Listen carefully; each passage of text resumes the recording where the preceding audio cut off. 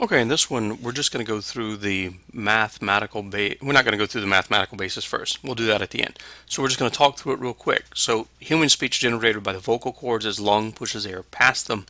And the question is, what property of the vocal cords is changed so that the frequency of sound can be altered?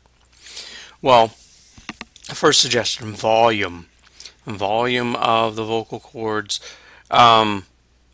If you really understand how what the vocal cords are, they are a thin membrane. They are a thin membrane in your throat, and basically you force air through them. Here's a drawing of kind of what they look like. This is when you're breathing, but when you speak, they're closed, and you force air through them.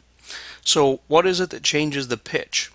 Well, is it the volume of the vocal cords? Well, knowing what they are, no. Are you changing the density of the vocal cords? No. Are you changing the number of your vocal cords? No. So it really comes down to the answer. The answer is C. You're changing the tension. And just for a little bit of the way the tension, let's take tension in a string, all right? Oh, I didn't quite get to where I wanted it to be.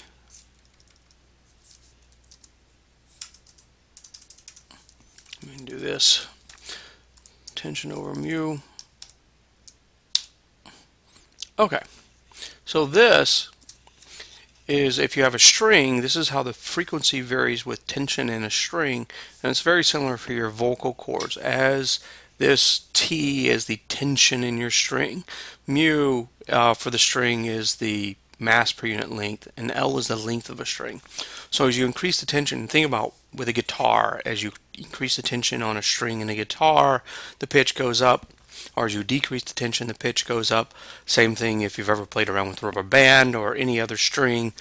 So it is tension that is the key here in terms of increasing or decreasing the pitch for human speech using your vocal cords. That's it for problem 28.